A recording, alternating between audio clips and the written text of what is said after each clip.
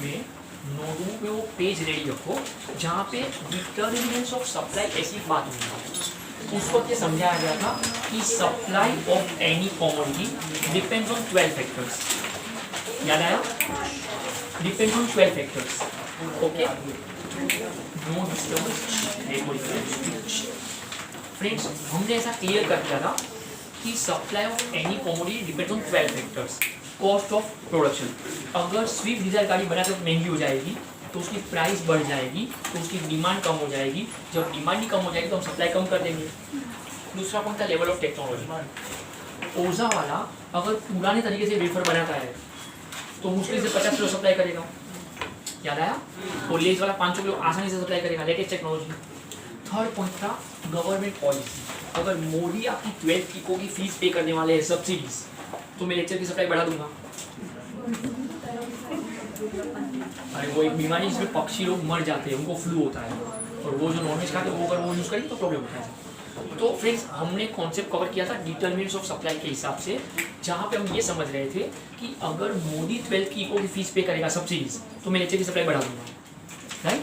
Price of other goods के हिसाब से अगर चाय की प्राइस बढ़ेगी तो tea drinkers will shift their demand from tea to coffee, तो कॉफी की डिमांड बढ़ेगी तो हम कॉफी की सप्लाई बढ़ा देंगे।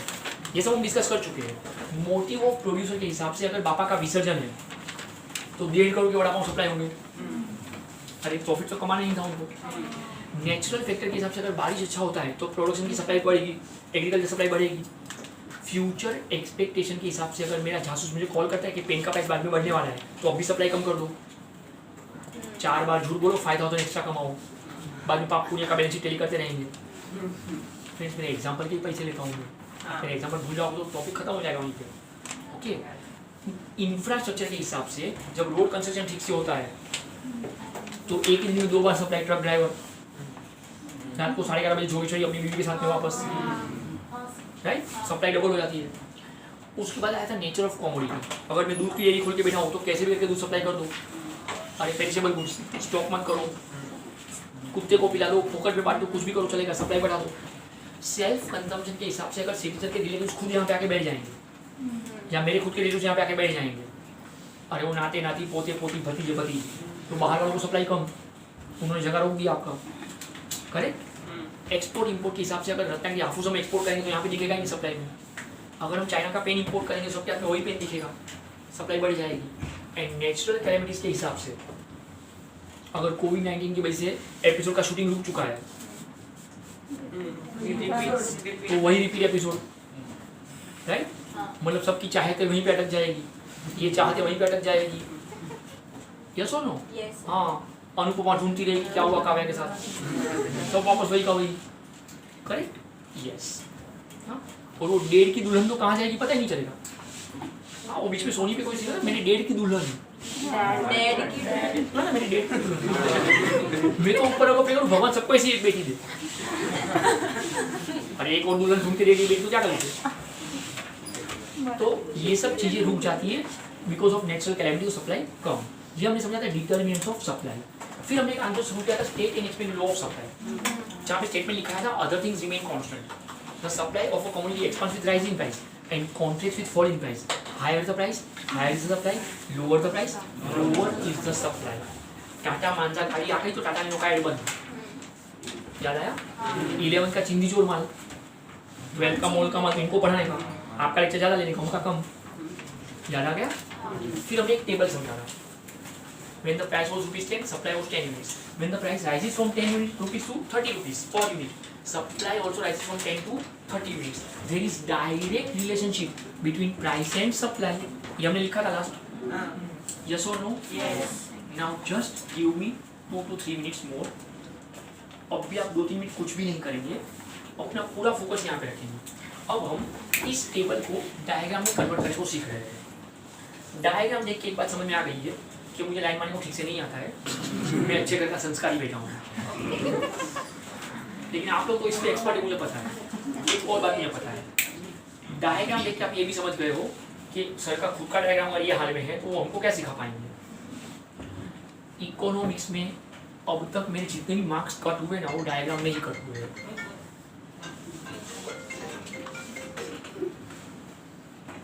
सेलफोन का अपने पास होना ये एक गर्व की बात होती है, लेकिन ड्यूरिंग द लेक्चर बचना ये शर्म की बात होती है।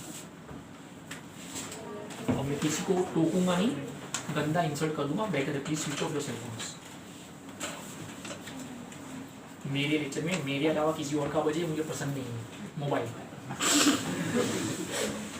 तो यहाँ पर हम एक बात एकदम क्लियर समझ लो, मुझे डायग्राम में कभी पूरे मार्क्स नहीं मिलते थे, लेकिन मैं आप लोगों का एक मार्क भी कट नहीं होने दूंगा, because you are more luckier than me. मेरे पास प्रशांत सर नहीं थे जो आपके पास है। जरा सम टेक्निक्स जो मुझे कभी नहीं सिखाई गई, ये मुझे सर्च करनी पड़ी। अब अगर आपको थोड़ा भी कभी 10th का अलजेब्रा समझ में आया था, 9th का अलजेब्रा कभी समझ में आया था, ओके, तो डायग्राम बहुत ईजी हो जाता है आपके लिए।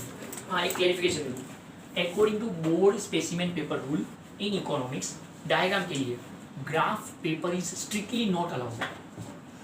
घर से लेके भी नहीं जाएगा, उधर मांगने का भी नहीं। ग्राफ पेपर अलाउ नहीं है, डोंट डिमांड है, ये अलाउ ही नहीं है।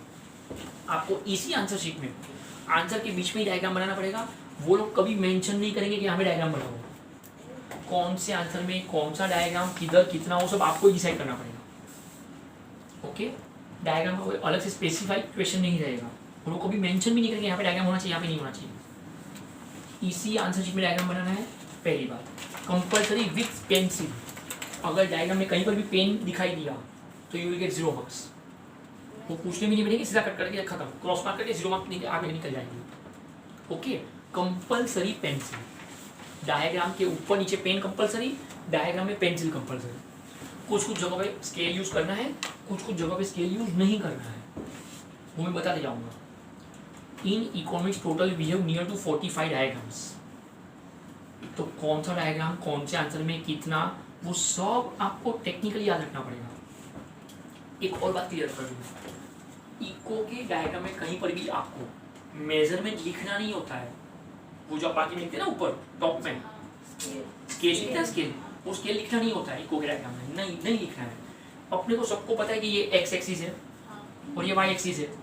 अरे मराठी में अक्षर एक्स एक्सिस वाई एक्सिस दोनों जहाँ पे इंटरसेक्ट करते हैं वो जीरो ओरिजिन, अरे वहाँ से डायग्राम शुरू होता है, ऐसा समझ लेने का। अब ये डायग्राम तो बहुत इजी है और आप लगते हो कि इसी से हम शुरू करते हैं।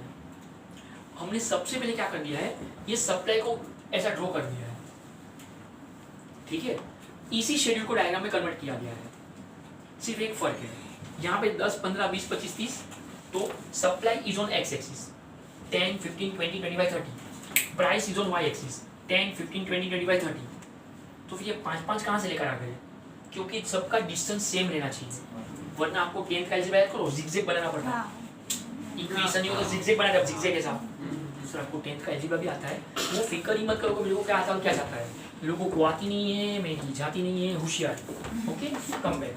तो यहाँ पे जिगजैग का मच नहीं चाहिए, इसलिए व्हाट आई डिड, मैंने 5 दोनों वैल्यू लिखा है। तो 0, 5, 10, 15, 20, 25, 30, 0, 5, 10, 15, 20, 25, 30 नंबर कहाँ से लाया हूँ, शेड्यूल से लाया हूँ, अपने घर से नहीं लाया हूँ।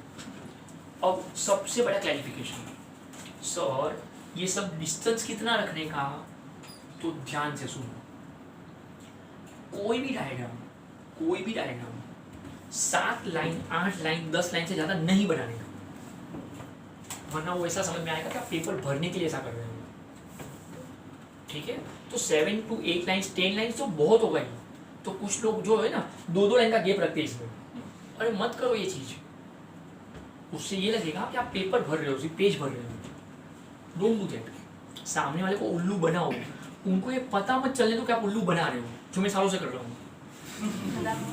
आप नहीं ऐसा बोलेगा तो आसानी से समझा पाऊँ तो ये डायग्राम में अपना ये वाला लाइन तो फिक्स ही है, राइट।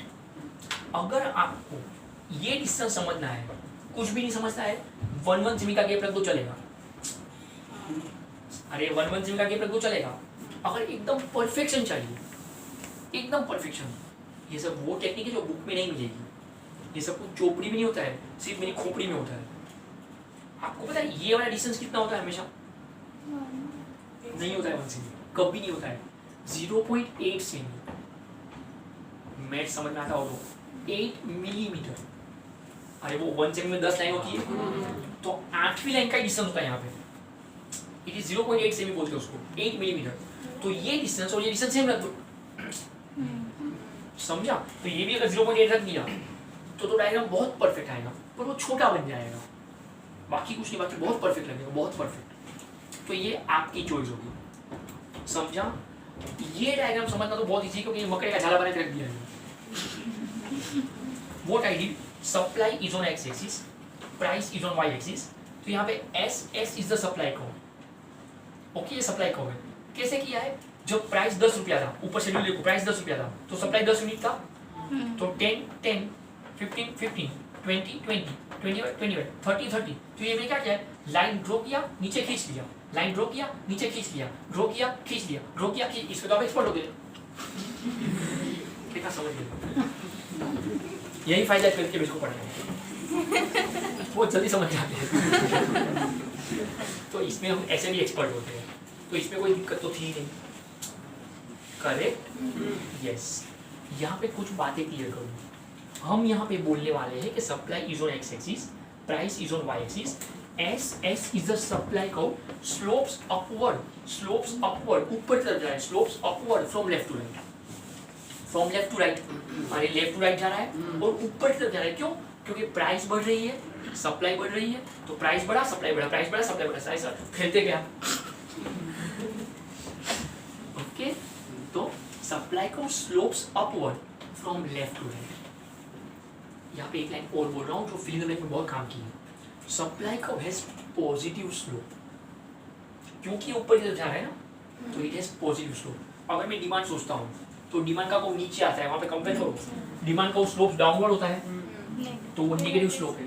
सप्लाई का स्लोप्स अपवर्ड जा रहा है क्योंकि प्राइस बढ़ रही है और सप्लाई भी बढ़ रही है, तो इट हैज पॉजिटिव स्लोप। अगर आप मैथ्स वाले हो और कभी आपको स्लोप पॉइंट फॉर्म समझ में आया हो, स्ट्रेट लाइन वाला chapter, slope point form y = mx + c, जहाँ पे m is the slope of a line, तो वो हमेशा -1 गिना जाता है। वो सच में मेरे साथ है। तो वो जो चीजें हैं वो क्लैरिफाई कर दी, ओके? क्योंकि वो नेगेटिव दिखाता है, इसलिए वो -1 गिन दिया, क्योंकि वो डाउनवर्ड दिखता है स्लोप। यहाँ पे सप्लाई का स्लोप्स अपवर्ड जा रहा है, तो इट हैज पॉजिटिव स्लोप। हंसी मजाक में आपका एक डिस्टिंग्विश रेडी हो जाता है, distinguish between demand curve and supply curve. और यहाँ पे इतने प्यार से आप चुना लगा सकते हो। डिमांड कर्व में बोलेंगे कि demand curve slopes downward from left to right, यहाँ पे बोलेंगे supply curve slopes upward from left to right. Demand curve में बोलेंगे demand curve has negative slope, supply curve has 2 point हो गए। डिस्टिंग्विश में 2 पॉइंट मिनिमम निकले होते हैं। फिर भी मैं तीसरा बनाऊंगा डायग्राम, पेपर हरा भरा और भरा भरा लगेगा, छोटा छोटा डायग्राम है, छोटा छोटा। अच्छा, और भी फेंकना है, मेरे पास और भी पॉइंट है। हाँ, अरे सच में, demand curve is based on law of demand, supply curve is based on law of supply. अच्छा, कोई बोल सकता है ये गलत पॉइंट, अरे एकदम सही पॉइंट, बुक में नहीं हो रहा। मेरे पास तो और भी एक पॉइंट है, और भी एक पॉइंट है। डिमांड कर्व में लिखूंगा there is inverse relationship between price and demand, और सप्लाई कर्व में लिखेंगे there is direct relationship between price and demand, जबकि उसको डिमांड कर्व सप्लाई कर्व कोई कनेक्शन नहीं है, पर पॉइंट तो सही है, तो कोई गलत बोल नहीं सकता। मैंने 5 पॉइंट दिए, उसको 2 चाहिए। ओके फ्रेंड्स, आपका टोटल जो क्वेश्चन पेपर है ना वो 116 मार्क्स का है, जिसमें आपको 80 मार्क्स अटेम्प्ट करना है। टोटल क्वेश्चन पेपर जो है 116 मार्क का है, तो आपको हर एक आंसर में क्वेश्चन के हिसाब से you have to attempt any 3 out of 5। हर 5 में से 3 अटेम्प्ट कर रहे हैं, लेकिन डिस्टिंग्विश जो है ना वो 2 मार्क का है। एक ओसी ऐसा नहीं है, यहाँ पे 2 मार्क का एक डिस्टिंग्विश है, तो मिनिमम 2 पॉइंट्स, बाकी 3-4 पॉइंट तो बहुत हो गए, उससे ज़्यादा नहीं फेंकने, क्योंकि अपना इंग्लिश अपने को पता है, जितना ज़्यादा फेंकोगे ना उतना परेशान होगे, तो डोंट डू दैट। देखो ओसी में प्रॉब्लम नहीं होता उतना, लेकिन लैंग्वेज का प्रॉब्लम इको में आएगा, जहाँ पे जो वर्ड होना चाहिए वही होना चाहिए। अगर आप बोलते हो सर इंक्रीज और राइज सब एक ही है, नहीं, इको में जहाँ पे राइज वर्ड होना चाहिए वहाँ पे राइज वही होना चाहिए, वहाँ पे इंक्रीज वर्ड नहीं चलता है, वरना मार्क्स कट हो जाते हैं। ऐसा क्यों, वो विद इन नेक्स्ट 1-2 लेक्चर में सिखाऊंगा, मैं आपको रीजन भी दूंगा कि ऐसा क्यों है। तो इतना समझ में आ गया कि ये डिस्टिंग्विश अपने आप रेडी हो गया। अच्छा, डायग्राम समझा आपको? डायग्राम समझा? ये ऐसा हम क्या कर रहे हैं, मैंने लास्ट लेक्चर में भी कहा था, अगर दो लाइन का आपने कायदा लिखा है और 8 मार्क का आंसर है, करेक्ट, तो फिर 2 लाइन लिखने का कोई 1 मार्क भी नहीं देगा आपको, तो कुछ भी करके अपने को पीएफटी करना पड़ा। बोलो पेशेंट लोग, बोलो प्रशांत का फालतू पेपर फिलिंग टेक्निक। तो 2 लाइन का कायदा लिखा, फिर उसको एक्सप्लेन किया, फिर शेड्यूल बनाया, उसको एक्सप्लेन किया, अब डायग्राम बनाएंगे, उसको एक्सप्लेन करेंगे, तो पेज भरते जाएगा ना धीरे धीरे, धीमे धीमे धीमे धीमे पेज भरते जाएगा। अरे समझ रहा है आपको? यस। अच्छा एक बात और क्लियरिफाई करूँ, according to board notification 8 mark का अगर आंसर पूछा है तो you have to write at least 2 sides of foolscap page. हाँ 2 sides of foolscap page 8 mark के लिए। 4 मार्क के लिए at least 1 side of foolscap page, at least चाहिए, राइट? और वो भी इंग्लिश में लिखना है। अच्छा अगर आप 1 के बड़े 1.5 पेज करते हो अलाउ, लेकिन अगर 1 के बड़े 3 पेज करते हो तो वो लोग भी समझ जाएंगे कि आप फेंक रहे हो, इतना तो आंसर ही नहीं होता है, लाओगे कहाँ से? हाँ कॉलेज के प्रोफेसर बोलते हैं 4-5 पेज भर के लिखो, अरे किधर से लाएंगे 4-5 पेज, है ही नहीं friends. 2 sides of foolscap page चाहिए 8 मार्क के लिए। आप 2 साइड के बदले 2.5 साइड करते हो, 3 साइड करते हो समझता है, जब आप 6 साइड कर देते हो मतलब समझ आओ कि मिनट में आप ही आने वाले हो। ओके कहने का मतलब हर एक चीज लिमिट के हिसाब से समझ के करो, करेक्ट? तो अब आपको ये डायग्राम ड्रॉ करना है, सिर्फ डायग्राम ड्रॉ करना है, ऐसा का ऐसा ही। हाँ सप्लाई का जो ना वो फ्री हैंड का है, वो स्केल से यूज मत करो। नहीं समझा? पता है 7 का 12 का भी सीखा था, फ्री हैंड का, फ्री हैंड को समझते हैं, विदाउट स्केल। एक बार बेंच से फिर बीच में उठाने का ना, स्मूथ लेके आने का। Yes do start.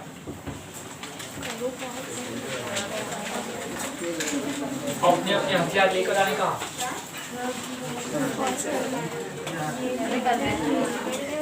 कैसे चला जाएगा फिर आपका? फ्रेंड्स अगर स्लोप्स वर्ड आगे आ रहा है डैश के पहले तो आंसर आएगा अपवर्ड। अगर स्लोप वर्ड डैश के पीछे जा रहा है तो आंसर आ रहा है पॉजिटिव। मैं दूसरी बार बोल रहा हूँ, स्लोप वर्ड कहाँ पे वो देख लो। अगर स्लोप वर्ड डैश के पहले आ रहा है तो अपवर्ड, अगर स्लोप वर्ड डैश के पीछे जा रहा है तो पॉजिटिव। अब एक बात थोड़ा क्लैरिफाई करो, हमने स्टेटमेंट लिखा, उसको एक्सप्लेन किया, शेड्यूल बनाया, उसको एक्सप्लेन किया, डायग्राम बनाया, उसको एक्सप्लेन किया, हम 1.5 पेज तक पहुंच चुके हैं। थोड़ी देर पहले मैंने कहा कि अपने को 2 साइड्स ऑफ पेज मिनिमम लिखना पड़ेगा, तो half of the page is remaining. Don't worry, एक हिडन वर्ड छुपा हुआ है। ओके वो सब कुछ मैं क्लैरिफाई करूँ उसके पहले कुछ लिखा तो वो लिख लो। Give the small arrow assumptions to law of supply। आज हम एक चीटिंग सीखने वाले हैं और वो चीटिंग का जो भी पाप है वो आपके सर पे, क्योंकि मेरे सर पे और भी बहुत सारे पाप नाचते हैं। assumptions to law of supply,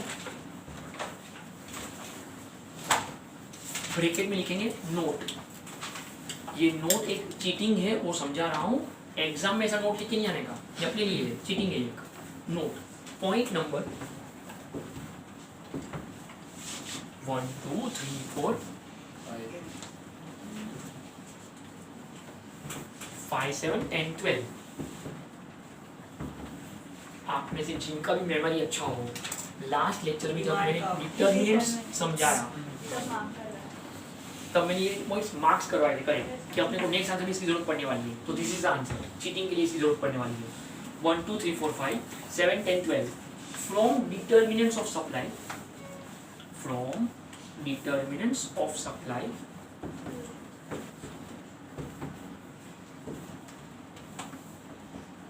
remains constant, from determinants of supply remains constant। sorry, close the bracket। अब अपना मैथ्स अपने पास रखो। पॉइंट नंबर 9 लिखो, नो चेंज, वो ट्रायंगल को चेंज पढ़ने का, no change in scale of production sorry, no change in scale of production। point number 10, no change in transport cost, no change in transport cost, no change in transport cost sorry। अब बहुत peacefully मेरी बात समझना, बहुत peacefully बोल रहा हूँ। in economics, according to board specimen paper rule, you should not start or you should not complete any law or theory without assumptions. Repeat. In economics, you should not start or you should not complete any law without assumptions. Repeat. In economics, you should not start or you should not complete any law or any theory without assumptions. Sir आपके ना को repeat करा कुछ समझा नहीं. ये rule आपको MCom हो जाओ, एमए करो, सीए करो, सीएस करो, कुछ भी करो, जब तक इकोनॉमिक्स रहेगा तब तक ये रूल रहेगा. अगर आप कोई लॉ एक्सप्लेन कर रहे हो, कोई थियरी समझा रहे हो, लिख रहे हो, तो अजम्पशंस के बगैर लिखना अलाउ नहीं है. सर उन्होंने नहीं मांगा हो तो काय को लिखेंगे? हम डेढ़ शाने बन के भी लिखेंगे. Yes, if the question is mentioning it specifically, अगर क्वेश्चन में अजम्पशन वर्ड मेंशन हुआ है तो हम अजम्पशन को डिटेल में एक्सप्लेन करेंगे. मेरी प्रिंटेड बुक में डिटेल में दिया हुआ है. अगर question is silent about the word assumptions, जैसा अभी है, कोई अजम्पशन वर्ड लिखा नहीं है, देन टू अपने को अजम्पशन का हेडिंग्स लिख के आना पड़ेगा. नहीं समझ में आया? अगर उन्होंने अजम्पशन वर्ड मेंशन किया है तो डिटेल में एक्सप्लेन करेंगे, अगर मेंशन नहीं किया है तो हेडिंग्स लिख के आएंगे. बट विदाउट अजम्पशंस अगर आप यहाँ तक का आंसर लिख के आ गए कि उन्होंने मांगा नहीं, हम काय को देंगे, तो यू विल गेट 0 मार्क्स. आपका यहाँ तक का जो भी मेहनत है ना वो सब पानी है, भले वो सब कुछ राइट है. अगर अजम्पशन के बारे में कुछ भी नहीं लिखा, आपने कुछ बोला ही नहीं, आपने मतलब आप गए काम से. अगर उन्होंने अजम्पशन पर मांगा हो तो डिटेल लिखेंगे, नहीं मांगा हो तो हेडिंग लिख के आ जाएंगे. पर अजम्पशन लिखेंगे वो कंफर्म. अब जो मैं चीटिंग सिखाने वाला हूँ, डिटर्मिनेंट्स ऑफ सप्लाई में 12 पॉइंट थे, उसमें से 8 पॉइंट चुरा लिया है हमने, चुरा लिया. 1 2 3 4 5 7 10 12 from determinants of supply remains constant. अच्छा, मेरे को कैसे लगा आइडिया आया कि कांस्टेंट अज्यूम करूं, वो भी चुराया हुआ दिमाग में. आपका लो का जो स्टार्टिंग है ना स्टेटमेंट, उसका स्टार्टिंग का वर्ड पढ़ो, अदर थिंग्स रिमेन कांस्टेंट. मतलब मुझे वहीं से समझ में आ गया मुझे सब कुछ कांस्टेंट अज्यूम करना है. Marshall was the most selfish person of the earth. इस पृथ्वी पे मार्शल जितना स्वार्थी इंसान मैंने आज तक देखा ही नहीं है. मैं प्रूफ करूंगा. मार्शल को सिर्फ 2 ही चीज समझती है. बार बार ये टेबल देख लेना, lower the price, lower is the supply, higher the price, higher is the supply. Marshall को इसके अलावा कुछ समझता ही नहीं, कुछ भी नहीं समझता. बताओ ना क्यों स्वार्थी है, प्रूफ कर दूंगा. आज अब मेरे और मार्शल के बीच टसन होगी. हाँ, और टसन इस बात पे होगी कि मेरे जो भी एग्जाम्पल थे लास्ट लेक्चर के, उसके हिसाब से मैं सोचूं तो कुछ और दिख रहा है, और मार्शल सिर्फ यही टेबल सोच के बैठा है. उसको सिर्फ 2 ही चीज समझती है, प्राइस एंड सप्लाई, और कुछ समझता ही नहीं. आप में से कुछ लोगों को मैथमेटिकली डाउट आएगा, सर 7 10 12 के बाद 9 10 कहाँ से आया? तो क्लैरिफाई कर दो. आप जिसको 1 2 3 4 5 बोलेगे वो तो बराबर है. फिर आप जिसको पॉइंट नंबर 7 बोलोगे डिटरमिनेंट्स ऑफ सप्लाई से, वो मेरा अजम्पशन में 6 बनेगा. समझा? फिर आप जिसको 10 बोलोगे वो मेरा 7 बनेगा, आप जिसको 12 बोलोगे वो मेरा 8 बनेगा, और इसके बाद में पॉइंट नंबर 9 10. अच्छा, ये 2 पॉइंट नए काय को लगाए ताकि मैं पकड़े ना जाऊँ. अगर पूरा आंसर चुराऊंगा तो मिस समझ जाएगी कि ये चुराया हुआ आंसर है, तो वो गलती नहीं करेंगे हम. और मैं वापस बोल रहा हूँ, अपने को ऐसा नोट लिख के नहीं आना है. ये तो अपने को याद रखने का टेक्निक है. हम तो एग्जाम में क्या लिख के आएंगे वो अब क्लियर करो. अब मैं डिटरमिनेंट्स ऑफ सप्लाई का वो पेज ओपन करो, वहां से एक एक चीज उठा जाऊँ और मार्क्स के साथ क्वेश्चन लेते जाएंगे. लिखना कुछ नहीं है, अभी सिर्फ दिमाग का. Point number 1, cost of production. ध्यान से, एकदम ध्यान से. मेरे एग्जाम्पल में स्विफ्ट डिजायर गाड़ी का जब कॉस्ट ऑफ प्रोडक्शन बढ़ेगा तो उसकी प्राइस बढ़ेगी, तो उसकी डिमांड कम हो जाएगी, इसलिए हम उसकी सप्लाई कम करेंगे. मार्शल के हिसाब से स्विफ्ट डिजायर की जब प्राइस कम होगी तो सप्लाई कम होगी. अरे lower the price, lower the supply. तो मार्शल के हिसाब से प्राइस कम होगी तो सप्लाई कम होगी. मैं बोल रहा हूँ नहीं मार्शल, कॉस्ट ऑफ प्रोडक्शन बढ़ेगा इसलिए प्राइस बढ़ेगी, इसलिए डिमांड कम हो जाएगी, इसलिए सप्लाई कम होगी. अपने आप को बचाने के लिए मार्शल ये मान के चलेगा no change in cost of production, या फिर cost of production remains constant. अरे समझा? सिर्फ एक वर्ड बदल दिया, बाकी वहीं से चुना दिया। Point number 2, level of technology. मैंने ऐसा कहा कि वो लेज वाला लेटेस्ट टेक्नोलॉजी इस्तेमाल करता है, इसलिए वो 500 किलो वेफर सप्लाई कर सकता है। तो मेरे एग्जांपल में बिकॉज ऑफ लेटेस्ट टेक्नोलॉजी लेज की सप्लाई बढ़ी। मार्शल के हिसाब से जब लेज की प्राइस बढ़ेगी तो लेज की सप्लाई बढ़ेगी। अरे higher the price higher the supply. Marshall के हिसाब से लेज की प्राइस बढ़ेगी तो लेज की सप्लाई बढ़ेगी। मैं बोलूँगा मार्शल तो भोंदू है, लेज ने अपनी प्राइस नहीं बढ़ाई है, उसकी लेटेस्ट टेक्नोलॉजी है, इसलिए प्रोडक्शन बढ़ा, इसलिए सप्लाई बढ़ी। अपने आप को बचाने के लिए वो ये मान के चलेगा no change in level of technology. आप समझ में आया वो स्वार्थी क्यों है?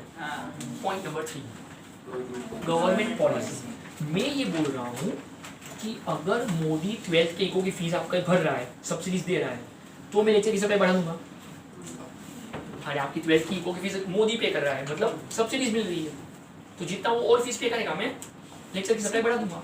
तो मेरे एग्जाम्पल में अगर सब्सिडीज बढ़ेगी तो लेक्चर की सप्लाई बढ़ेगी। मार्शल के हिसाब से अगर सिटीजन में पगार बढ़ाएंगे तो लेक्चर की सप्लाई बढ़ेगी। अरे higher the price higher the supply. Marshall के हिसाब से अगर मेरा पगार बढ़ेगा तो सप्लाई बढ़ेगी, और पगार बढ़ेगा ऐसे कोई आसार दिख तो रहे नहीं बिग बॉस। अरे समझा? मैं बोल रहा हूँ कि सब्सिडीज बढ़ेगी तो लेक्चर की सप्लाई बढ़ाऊंगा, वो बोला नहीं, पगार बढ़ेगा तो लेक्चर की सप्लाई बढ़ेगी। अपने आप को बचाने के लिए वो ये मान के चलेगा no change in government policy, मतलब मोदी कोई कायदा बदलेगा नहीं, वो चूड़िया पहन के बैठा रहेगा, वो कोई कायदा लाएगा ही नहीं, ऐसा वो सोच रहा है। कितना येड़ा हटेला है उसको ही पता। Point number 4, price of other goods. मैंने कहा कि जब चाय की प्राइस बढ़ेगी तो tea drinkers will shift their demand from tea to coffee. Status का सवाल है, तो चाय की प्राइस बढ़ेगी तो कॉफी की डिमांड बढ़ेगी, तो कॉफी की सप्लाई बढ़ेगी। मार्शल के हिसाब से जब कॉफी की प्राइस बढ़ेगी तो कॉफी की सप्लाई बढ़ेगी। एक्स को कॉफी मान लो, तो मार्शल के हिसाब से कॉफी की प्राइस बढ़ेगी तो कॉफी की सप्लाई बढ़ेगी। मैंने कहा नहीं, जब चाय की प्राइस बढ़ेगी तो कॉफी की सप्लाई बढ़ेगी। अपने आप को बचाने के लिए वो ये मान के चलेगा no change in price of other goods. Now getting something? इसलिए मैंने कहा कि वो बहुत स्वार्थी था। अपने कायदे को बचाने के लिए वो कुछ भी सोचने को तैयार है, कुछ भी, anything he could assume. Point number 5, motive of producer. मैंने कहा कि जब पापा का विसर्जन होगा तो 1.5 करोड़ के वड़ा पाव सप्लाई होंगे। मैं बार बार बोल रहा हूँ फ्रेंड्स, मेरे एग्जाम्पल के ही मार्क्स से, अगर पापा का विसर्जन होगा तो 1.5 करोड़ के वड़ा पाव सप्लाई होंगे, free of cost, no profit motive, right? वो बोल रहा नहीं, जब वड़ा पाव का प्राइस बढ़ेगा ना तो वड़ा पाव की सप्लाई बढ़ेगी। मैंने कहा ये हटे भोंदू, पापा का विसर्जन था इसलिए वड़ा पाव की सप्लाई बढ़ी। बोलते नहीं, वड़ा पाव का प्राइस बढ़े तो सप्लाई बढ़े। अपने आप को बचाने के लिए वो ये मान के चलेगा no change in motive of producers, मतलब उसके हिसाब से पापा का विसर्जन कभी होगा ही नहीं। मतलब उसको तो ऐसा लगता है कि पापा को बुलाओ फिर विसर्जन करो ही मत, कुछ निकल माता जी को लेकर आओ, उनका भी विसर्जन करो, बाजू में बिठा दो, कपल कपल खेलेंगे, और दोनों दिवाली साथ में मनाएंगे, पटाखे साथ में फोड़ेंगे। सॉरी, अरे ऊपर वाली बुढ़ा मान के तो किधर जाएंगे फिर, पर कुछ समझा मतलब? उसके हिसाब से ऐसा कुछ होगा ही नहीं। पॉइंट नंबर 7, अपने लिए 6 बनेंगे, फ्यूचर एक्सपेक्टेशन। मेरे एग्जांपल में जब जासूस का फोन आएगा कि पेन की प्राइस बढ़ने वाली है तो सप्लाई कम कर दूंगा। मार्शल के हिसाब से पेन की प्राइस कम होगी तो सप्लाई कम करूंगा। मैंने कहा मतलब पेन की प्राइस कम नहीं हुई है, बाद में और बढ़ने वाली है, इसलिए सप्लाई कम किया है। अपने आप को बचाने के लिए वो ये मान के चलेगा नो फ्यूचर एक्सपेक्टेशन, मतलब कोई जासूस मुझे फोन करेगा नहीं, सबकी मेरे साथ दुश्मनी चल रही है। पॉइंट नंबर 10, अपने लिए सेल्फ कंजम्पशन। मैंने कहा कि अगर हमारे रिलेटिव्स आके बैठ गए क्लास में तो बाहर के बच्चों की सप्लाई कम हो जाएगी। वो बोल रहे नहीं, जब फीस कम होगी ना तो सप्लाई कम होगी। आपको लग रहा है हम फीस कम करेंगे आप लोग कम आओगे, क्यों फीस कम है, मतलब ज़्यादा फीस नहीं आना है ऐसा। अगर मैं फीस कम कर तो आप नहीं आओगे, सर फीस कम दे दो, नहीं आना है, ज़्यादा है ये। उसको ऐसा लगता है। मैं तो बोल रहा हूँ ये अकेला पागल है। तो मेरे हिसाब से अगर रिलेटिव जाके बैठ गए सेल्फ कंजम्पशन तो बाहर सप्लाई कम होगी, वो बोल रहा है नहीं ऐसा नहीं, अगर फीस कम होगी तो सप्लाई कम होगी। अपने आप को बचाने के लिए वो मान के चलेगा no self consumption. Point number 12 natural calories. मैंने कहा कि 2005 में तुलसी और पार्वती दोनों बहुएं अंधेरी साकीनाका के स्टूडियो में पानी में थी, एकता कपूर, इसलिए एपिसोड का शूटिंग नहीं हुआ था, इसलिए रिपीट टेलीकास्ट दिखाना पड़ा और सप्लाई कम हो गई। मार्शल के हिसाब से वो दोनों की प्राइस कम हो गई ना, इसलिए सप्लाई कम हो गई। मैंने कहा तुलसी और पार्वती की प्राइस कम नहीं हुई थी, वो पानी में खड़ी थी इसलिए सप्लाई कम। अरे कुछ समझ रहे हैं आपको? हाँ, अभी ऐसा थोड़ी था कि अनुपमा और काव्या की प्राइस कम हो गई इसलिए एपिसोड टेलीकास्ट नहीं हुआ। अरे वो तो कोविड में थे इसलिए टेलीकास्ट नहीं हुआ। तो अपने आप को बचाने के लिए वो ये मान के चलेंगे नो नेचुरल कैलेमिटीज, मतलब दुनिया में कभी बाढ़ नहीं आएगी, भूकंप नहीं आएगा, कोविड नहीं आएगा, ऐसा कुछ कभी होगा ही नहीं। अगर इस पॉइंट को मैं सोचूं ना, थोड़ा अलग पॉइंट पे लेकर जाऊँ, एक आईक्यू लेवल पे, FIGC में आपने पॉपुलेशन के चैप्टर में टॉपिक सीखा था माल्थुसियन थ्योरी, जिसने ये समझाया था, अगर याद हो तो, GP और AP के हिसाब से माल्थुसियन थ्योरी कि कुछ सालों के बाद भूकंप आता है, बाढ़ आती है, तो जो एक्सेस पॉपुलेशन होता है ज़्यादा बढ़ा हुआ एक्स्ट्रा, वो सब निकल जाते हैं, टपक लेते हैं, अरे निकल लेते हैं, याद आया? अब माल्थुसियन ऐसा बोलता है कि ये सब लोग निकल लेते हैं क्योंकि नेचुरल कैलेमिटी आती है। मार्शल ये मान के चलेगा कि नेचुरल कैलेमिटी आएगी, मतलब ये एक्स्ट्रा वाले जो भी लोग निकलेंगे ही नहीं, टपकेंगे ही नहीं, बस और बढ़ाते रहो। ओके, अपने आप को बचाने के लिए वही मान के चलेगा नो नेचुरल कैलेमिटीज, ऐसा कुछ कभी होगा ही नहीं। क्या सोच है इसके पास? ये 8 पॉइंट हमने चुरा लिए थे, यस और नो। अब पॉइंट नंबर 9 और 10 मतलब ये नए वाले पॉइंट है, लिखना कुछ नहीं है, समझना है। अब ये दोनों पॉइंट नए हैं आपके लिए, ऑफ कोर्स यस, पहली बार आ रहा है। No change in scale of production. OC अगर याद कर पाओ, जॉइंट स्टॉक कंपनी, उसमें एक कॉन्सेप्ट है large scale production, economies of large scale, ऐसा एक पॉइंट है एडवांटेज में। जब आप कोई चीज़ बल्क में प्रोडक्शन करते हो लार्ज स्केल, तो वो सस्ती बनती है, और वो सस्ती बनती है, उसकी प्राइस कम होती है, तो उसकी डिमांड ज़्यादा होती है, तो उसकी सप्लाई भी आप बढ़ाओगे। यस और नो? बहुत सिंपल एग्जांपल दे रहा हूँ, बाहर जाके लीक नहीं करो ये सब। अगर आप लोग जेरोक्स करने जाओगे तो एक पेज का प्राइस क्या है? 2 रुपया। अगर मैं जाऊँगा ना तो 90 पैसे। अगर क्लासेस के लिए, ये क्लासेस के लिए अगर मैं एडजस्ट करूँ ना, ओके, तो 65 पैसे। समझाऊँ 400 स्टूडेंट्स अपने पास इकोनॉमिक्स के लिए है। अपनी जो प्रिंटेड बुक है इको की, उसमें 100 पेज भी अगर मैं गिनूँ, नॉट वेरी, सिर्फ 12th का इको का 400 स्टूडेंट अपने पास है। अगर मैं अपनी ये नोट्स गिनूँ, 100 पेज की एक बुक है प्रिंटेड बुक, अरे मेरा इको का नोट्स जो है वो बराबर है, तो 40,000 पेज का जेरोक्स करना होगा। तो मैं जिस जेरोक्स की दुकान में जाके बोलूँ कि तेरे को 40,000 पेज का एक साथ ऑर्डर दे रहा हूँ, अरे वो 100% प्राइस कम कर देगा, समझा? वो 65 पैसे में तैयार हो जाएगा मेरे लिए, क्योंकि 40,000 पेज, अरे कितनी बड़ी इनकम हो गई। आप समझ रहे हो मेरी बात?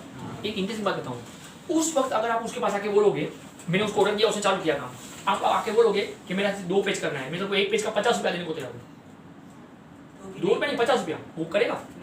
आप बोले बाजू वाले पैसे जाओ, मेरे पास टाइम नहीं है। आप बोलोगे पागल है क्या, 50 रुपया दे रहा हूँ, टाइम नहीं है। आपको 50 रुपये में ना बोल रहा है, मेरा काम वो 65 पैसे में कर रहा है। क्यों? लार्ज स्केल प्रोडक्शन, इसलिए वो सप्लाई भी मेरे को पहले करेगा, आपको बोलेगा एक दिन बाद आओ। अरे समझा? तो मेरे एग्जांपल में अगर वो लार्ज स्केल प्रोडक्शन है तो सप्लाई बढ़ेगी, मार्जिन के हिसाब से प्राइस बढ़ेगी तो सप्लाई बढ़ेगी। मैं बोल रहे भुंदू, अगर प्रोडक्शन ज़्यादा किया है तो सप्लाई बढ़ेगी, अपने आप को बचाने के लिए। वो ये मान के चलेगा no change in scale of production. Last point बहुत पर्सनल और प्रैक्टिकल है, मेहरबानी करके बाहर जाकर पूछने का कुछ नहीं, भले इसमें रिकॉर्डिंग हो जाए तो भी नहीं। No change in transport cost. Before some 14 or 15 years, for the very first time when I have joined Pankaj classes, पहली बार जब मैंने क्लासेस ज्वाइन की, for the very first time, friends मेरी लाइफ के 24 साल तक, मेरी एज के 24 ईयर्स तक मैंने कभी जोगेश्वरी पे पैर नहीं रखा था, not for a single time. Train में से सिर्फ जोगेश्वरी स्टेशन यहाँ दिखाई दिया। Okay, and sorry but to say this, मेरी कॉलेज के प्रोफेसर दलवी करके मैथ्स के एक सर थे, उन्होंने मेरे साथ एक ऐसा किस्सा शेयर किया, मतलब हमको सिखाते हो ऐसा बोला था कि जो प्रोफेसर IY कॉलेज के स्टूडेंट्स को पढ़ा सकते हैं ना, वो दुनिया में किसी को भी पढ़ा सकते हैं। और ये सेंटेंस का मेरे ऊपर कितना हावी असर हो गया कि मैंने जोगेश्वरी ही कैंसिल कर दिया, और जोगेश्वरी को नहीं, अपना काम ही नहीं है। मेरे और सर के बीच में 3 मीटिंग हुई और बाद में मैंने हाँ बोल दिया। ओके, पर एक इंटरेस्टिंग बात बताऊँ, उस वक्त मैंने इन्फॉर्म किया था इनको कि मैं बस और ट्रेन में कभी ट्रैवल नहीं करता हूँ, मेरा बॉडी देख के समझ में आ जाएगा। हाँ, अरे थोड़ा सा भी हवा जोर से आया तो मैं तो उड़ मिल गया। अरे आज भी मैं जेब में कॉइन रखता हूँ, थोड़ा वजन रहेगा तो उड़ूंगा नहीं। ओके, और रिक्शा मेरे को परवड़ेगा नहीं परवड़ेगा तो नहीं परवड़ेगा, इसमें क्यों क्या। तो फ्रेंड्स, मुझे क्लासेस से ऑफर दिया गया कि आप ज्वाइन करो, आपके लिए कार और ड्राइवर यहाँ से आएंगे, पिकअप एंड ड्रॉप फैसिलिटी, बराबर। उस वक्त जब मुझे क्लासेस से फोन आता कि आपको एक लेक्चर के लिए आना है, तो मैं आ जाता था, क्योंकि कार और ड्राइवर यहाँ से आने वाले थे, तो मुझे क्या दिक्कत है। और उस वक्त पेट्रोल चल रहा था 50 रुपीज़ पर लीटर। अब ये बात समझाऊँ, 3-4 साल के बाद ब्रांचेस बढ़ते गई, बेच बढ़ते गए, हम पहुँच नहीं पा रहे थे, तो मुझे हेड ऑफिस से यहाँ से इन्फॉर्म किया गया कि सर अब आप खुद का गाड़ी ले लीजिए, वरना आप पहुँच नहीं पाएंगे। और वो बात सच भी थी, क्योंकि नहीं हो सकता था अभी तक। उस वक्त 3 ब्रांच में पहुँचना होता था इको के लिए, नॉट पॉसिबल। तो बात आ गई, चलो खुद का गाड़ी लेना पड़ा। अब जब खुद का गाड़ी आ गया तो मुझे यहाँ पे बोल देना पड़ा कि अब मुझे एक लेक्चर के लिए कभी नहीं बुलाएगा, ट्रांसपोर्ट नहीं पड़ेगा। अरे अब पेट्रोल 90 रुपीज़ है, कुछ समझ रहा है। तो अब अगर मुझे बोलते एक लेक्चर के लिए आओ, तो वो तो ट्रांसपोर्ट में मेरा पैसा गया। Getting the logic? अरे कुछ समझ में आ रहा है? हाँ। तो अब मैंने इनको बोल के रखा है कि अगर आप एक लेक्चर के लिए बुलाते हो ना, तो बुलाओ ही मत, छुट्टी उस दिन। तो मैंने अपने लेक्चर की सप्लाई कम कर दी। क्यों कम कर दी? क्योंकि ट्रांसपोर्ट कॉस्ट बढ़ चुका है। तो because of high transport cost I have reduced my supply. Marshall के हिसाब से मैं अपने लेक्चर की सप्लाई कब कम करूंगा? जब यहाँ पे पगार कम हो जाएगा। नहीं, पगार बढ़े नहीं, कम तो करने दूंगा नहीं मैं। करेक्ट? तो मार्शल के हिसाब से अगर मेरा पगार कम हुआ तो मैं लेक्चर की सप्लाई कम करूंगा। और मैंने क्या बोला? ट्रांसपोर्ट कॉस्ट बढ़ गया तो मैं लेक्चर की सप्लाई कम करूंगा। नहीं समझ फ्रेंड्स, ये सारे because of Covid, lockdown and all that, है ना। अब मैं एक लेक्चर के लिए भी आता हूँ, अगर सीधे एक लेक्चर तो भी आता हूँ, राइट। लेकिन वहाँ पर सर्च वही है, तो फिर गाड़ी और ड्राइवर यहाँ से आएगा। हाँ, वरना भी नहीं आऊँगा, परवड़ेगा ही नहीं ट्रांसपोर्ट कॉस्ट। और यहाँ का गाड़ी CNG है, मेरा पेट्रोल है, बिल्कुल नहीं परवड़ेगा। अरे समझ रहा है? कहने का मतलब ये होगा, बहुत स्ट्रेट फॉरवर्ड बात है, बहुत स्ट्रेट फॉरवर्ड। अगर आप एक लेक्चर बुलाते हो तो मेरा गाड़ी नहीं है, पॉसिबल नहीं है, तो वरना ट्रांसपोर्ट कॉस्ट ही नहीं पड़ोगे, तो फिर लेक्चर की सप्लाई कम करो। अगर आप चाहते हो एक लेक्चर आओ तो गाड़ी भेजो, करेक्ट। तो अगर मेरा एग्जांपल देखूं तो बिकॉज ऑफ ट्रांसपोर्ट कॉस्ट मैंने अपना लेक्चर का सप्लाई कम किया। मार्शल के हिसाब से क्या होगा? प्राइस कम होगा तो सप्लाई कम होगा। अपने आप को बचाने के लिए मार्शल ये मान के चलेगा, no change in transport cost. आया समझ में? उसके हिसाब से ट्रांसपोर्ट कॉस्ट कभी चेंज होगा ही नहीं। कितना महान है। यहाँ पे हर 2 दिन में पेट्रोल का प्राइस चेंज होता है, पता है आपको? अरे after every 2 days petrol change होता है, और ये भाषा बोलते हैं कभी चेंज नहीं होगा। मतलब ये कौन सी दुनिया से आया वही नहीं समझता है। Clear? Yes, that's enough for this session. Thank you so much, please take care of yourself. अब से पेंसिल पट्टी हमेशा रखो क्योंकि भर भर के डायग्राम्स आने वाले हैं। Can you take your messages? Okay, thank you so much.